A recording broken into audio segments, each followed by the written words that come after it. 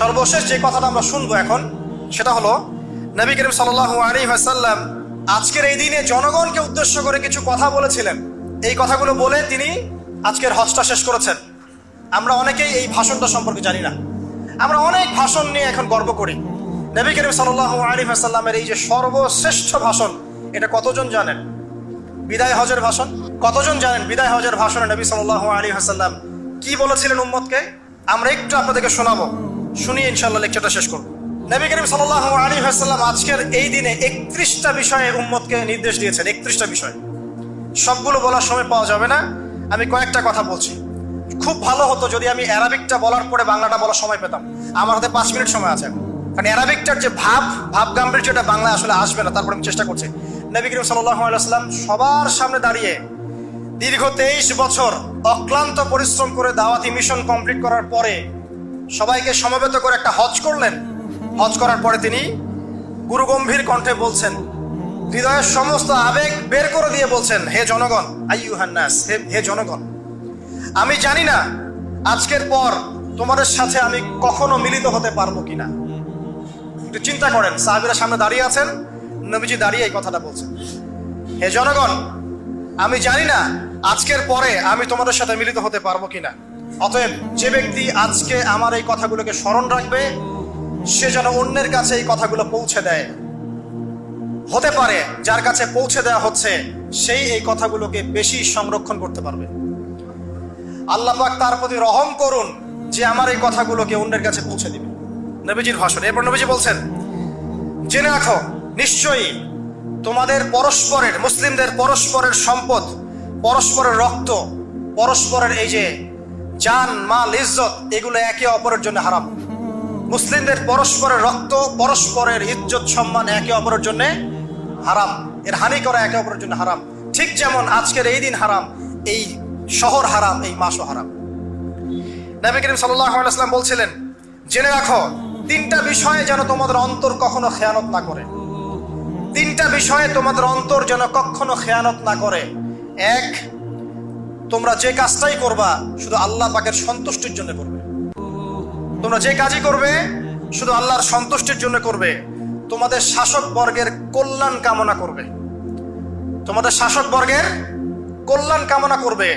3 number, মুসলিমদের জামাতকে আঁকড়ে ধরে রাখবে। মুসলিমদের ইউনাইটেড কমিউনিটিকে আঁকড়ে ধরে থাকবে। এই 3টা বিষয় পালনের ক্ষেত্রে তোমাদের অন্তর যেন খেয়ানত না করে।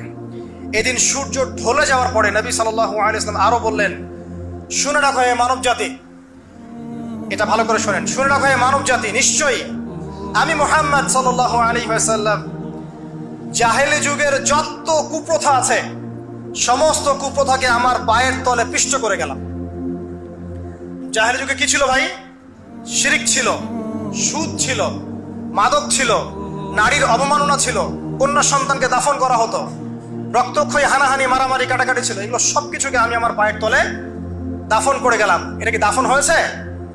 তিনি বলছেন, নিশ্চয়ই আমি জাহেলি যুগের সুদকে আমার পায়ের তলে পিষ্ট করে যাচ্ছি। সর্বপ্রথম যার সুদ আমি পিষ্ট করছি তিনি হচ্ছেন আব্বাস ইবনে আব্দুল মুত্তালিব, আমার চাচার সুদ। নিজের পরিবার থেকে দৃষ্টান্ত স্থাপন করলেন। তিনি আরো বললেন, হে উপস্থিত জনগণ, তোমরা মেয়েদের ব্যাপারে সতর্ক থাকবে এবং তোমাদের স্ত্রীদের ব্যাপারে সতর্ক থাকবে, তাদের হকের ব্যাপারে সতর্ক থাকবে, কেননা তোমরা তাদেরকে আল্লাহর কালিমার মাধ্যমে হালাল করে নিয়েছো। অতএব তাদের ব্যাপারে তোমরা সতর্ক থাকবে। তোমাদের উপর তাদের হক হচ্ছে তোমরা যা খাবে, যা পরবে, তাদেরকেও তাই খাওয়াবে, তাই পরাবে। আর তাদের উপর তোমাদের হক হচ্ছে তারা তোমাদের বিছানায় এমন কাউকে আসতে দিবে না যাদেরকে তোমরা অপছন্দ করো।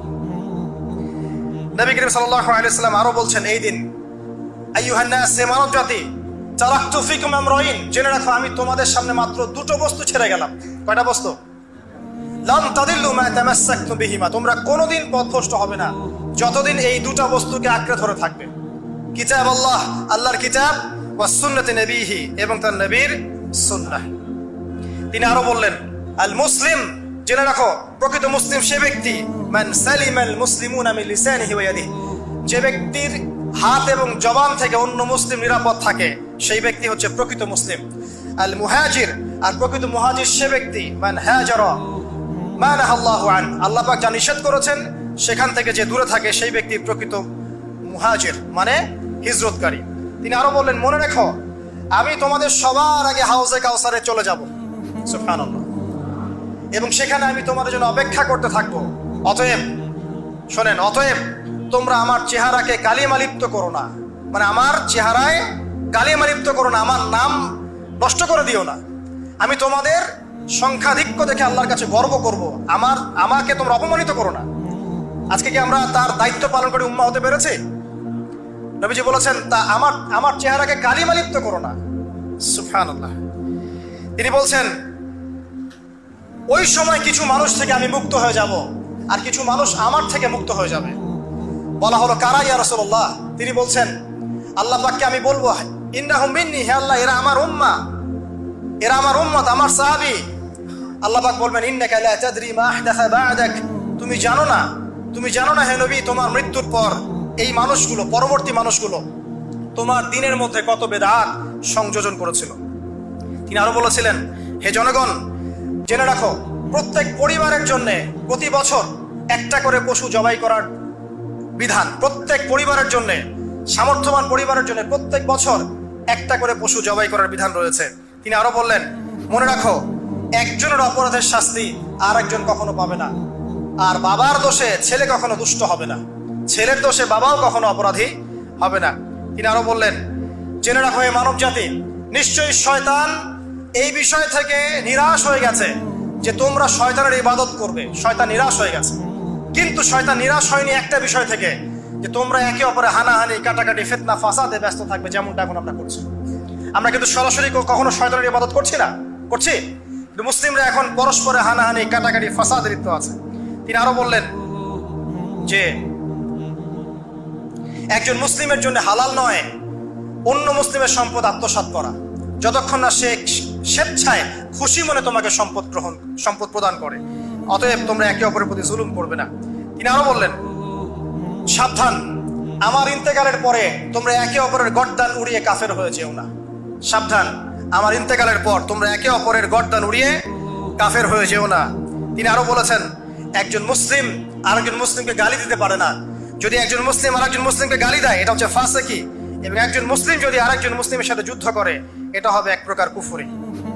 তিনি আরো বলেছেন, হে জনগণ জেনে রাখো, আমার পরে কোনো নবী নেই, আর আমার পরে তোমরা ব্যতীত আর কোনো উম্মত নেই। এর চেয়ে স্পষ্ট কথা হতে পারে? আমার পরে কোনো নবী নেই, আর আমার পরে তোমরা ছাড়া কোনো উম্মত নেই। তাহলে আমরা যখন নতুন নতুন নবী বানিয়ে নিচ্ছি, কোনো কোনো ক্ষেত্রে বলছি একজন ব্যক্তি ছিলেন, সে নিজে ঈসাও ছিল, সে মাহদিও ছিল, সে নবীও ছিল, নাউযুবিল্লাহ। এবং দিন দিন মানুষ এই খাতায় নাম লেখাচ্ছে, সুবহানাল্লাহ। সর্বশেষ তিনি বললেন যে, যদি তোমাদের উপরে, হে মানব জাতি জেনে রাখো, যদি তোমাদের উপরে একটা নাক কাটা কালো কুৎসিত কোন আমির বা শাসকও চলে আসেন, এবং সে যদি তোমাদেরকে আল্লাহর রাস্তায়, আল্লাহর কিতাব সুন্নাহ অনুযায়ী পরিচালিত করেন, তোমরা অবশ্যই তার আনুগত্য করবে, তার বিরুদ্ধে বিদ্রোহ করবে না, তার আনুগত্য করবে। জেনে রাখো, শেষে তিনি বলেন, জেনে রাখো হে মানব জাতি, আজকে থেকে কুল্লুকুম মিন আদম, তোমরা সবাই আদম সন্তান, ওয়া আদামু মিন তুরাব, আর আদম হচ্ছে মাটির সন্তান। আরবের উপর অনারবের, অনারবের উপর আরবের, সাদার উপর কালোর, কালোর উপর সাদার, লালের উপর কালোর, অথবা কালোর উপর লালের কোনো রকম প্রাধান্য নাই, ইল্লা তাকওয়া, শুধু তাকওয়া ব্যতীত। যে ব্যক্তি বেশি মুত্তাকি, সে আল্লাহর কাছে বেশি মর্যাদার অধিকারী হবে ইনশাআল্লাহ তাআলা। সর্বশেষ তিনি আঙ্গুলটা উঁচু করলেন, নিজের শাহাদাত আঙ্গুলি উঁচু করে আকাশের দিকে তাকালেন, এরপর জনগণের দিকে তাকালেন, তাকিয়ে বললেন যে, তোমাদের ব্যাপারে, হে জনগণ, তোমাদের ব্যাপারে আমাকে আল্লাহ জিজ্ঞাসা করবেন, ফামা আনতুম কাইলুন, তোমরা ওই সময় কি বলবে আমার সম্পর্কে? তখন সাহাবীরা বললেন, আমরা বলবো যে আপনি বাল্লাগতা রিসালাতাক, আপনি আপনার রিসালাত পৌঁছে দিয়েছেন, ওয়া জামানাতাক, আপনার আমানত পূর্ণ করেছেন, ওয়া নাসাহতা উম্মাতাক, এবং আপনি আপনার উম্মতকে নসিহত করেছেন। এরপরে তিনি আকাশের দিকে তাকিয়ে বললেন, আল্লাহুম্মা ফাশহাদ, হে আল্লাহ আপনি সাক্ষী থাকেন, আল্লাহুম্মা ফাশহাদ, হে আল্লাহ আপনি সাক্ষী থাকেন, আল্লাহুম্মা ফাশহাদ, হে আল্লাহ আপনি সাক্ষী থাকেন যে আমি আমার দায়িত্ব পৌঁছে দিয়েছি। এরপরে নাজিল হলো, আল ইয়াউমা আকমালতু লাকুম দীনাকুম ওয়া আতমামতু আলাইকুম নি'মাতি ওয়া রাদিতু লাকুমুল ইসলাম দীনান। এই হলো বিদায় হজ, আজকের এই আরাফার প্রেক্ষাপট। আমরা কতজন এটা নিয়ে চিন্তা করেছি? 1 মিনিট একটু বলে শেষ করি। দেখেন, শেষ ওসিয়ত যেগুলো হয় মানুষের, এটা খুব হৃদয় বিদারক হয় না? বাবা ইন্তেকাল করছেন, সন্তানের জন্য ওসিয়ত করে যাচ্ছেন, মাকে দেখিস ইত্যাদি ইত্যাদি, হৃদয় বিদারক হয় না? মানুষ সারা জীবন মনে রাখে না? বাট আমরা আমাদের এই ন্যাশন, এই উম্মা, নবী সাল্লাল্লাহু আলাইহি ওয়াসাল্লামের উম্মা বলে আমরা যারা দাবি করছি, আমাদের মধ্যে বেশিরভাগ মানুষ নবী সাল্লাল্লাহু আলাইহি ওয়াসাল্লামের শেষ এই নসিহতগুলো ভুলে গেছি আমরা। নসিহতগুলোর মধ্যে সবচেয়ে ইম্পর্টেন্ট ছিল শিরক থেকে দূরে থাকা, সুদ থেকে দূরে থাকা, মুসলিম ভেদাভেদ না করা, শাসকের কল্যাণ কামনা করা, বিদ্রোহ না করে শাসককে উত্তম নসিহত করা। এবং আরেকটা হাদিসে তিনি বলেছিলেন 5 ওয়াক্ত সালাত আদায় করবে, সাওম পালন করবে, রমজান মাসে সাধ্যমতো সাদাকা করবে, মুসলিমদের জামাত আঁকড়ে ধরবে, ইনশাআল্লাহ হাসতে হাসতে জান্নাতে প্রবেশ করবে। আও কামা ক্বালা আলাইহিস সালাম। জাহেলি যুগের সমস্ত প্রথা ছেড়ে দেওয়া ছিল আজকের দিনের মূল মর্ম আমরা ছাড়তে পারছি না। সুদ ছেড়ে দেওয়া ছিল মূল মর্ম, ছাড়তে পারছি না। শিরক থেকে বেরোতে পারছি না। বেদাতীদের ব্যাপারে ধমক দেওয়া হয়েছে, বেদাত ছাড়তে পারছি না। খেয়াল করে দেখেন, মুসলিম হানাহানি কাটাকাটি এখনো ছাড়তে পারছি না। ইভেন ধর্মতাত্ত্বিক ভাবেও আমরা বহু দল এবং উপদলে বিভক্ত হয়ে গেছে, কারোর সাথে কারো ঐক্য নাই। সব মিলিয়ে নবী সাল্লাল্লাহু আলাইহি ওয়াসাল্লামের শেষ ওসিয়তগুলো, কিতাব এবং সুন্নাহ আঁকড়ে ধরা, এটা আমরা সবাই আঁকড়ে ধরতে পারছি না। আজকের এই দিবসগুলো এই জন্যই আল্লাহ পাক বারবার ফিরিয়ে দেন, যাতে করে এগুলো নিয়ে আলোচনা হয়, আমরা এগুলো জানতে পারি এবং আমল করতে পারি, এই চেতনাগুলো লালন করতে পারি, নিজেরাও শিখি, পরিবারকেও শেখাই, আগামী প্রজন্মকেও শেখাই ইনশাআল্লাহ তাআলা। আশা করছি ইনশাআল্লাহ আমরা যদি নাও পারি, এক সময় এমন একটা প্রজন্ম আসবে যারা নবী সাল্লাল্লাহু আলাইহি ওয়াসাল্লামের উম্মার মতো উম্মাহ হবে ইনশাআল্লাহ।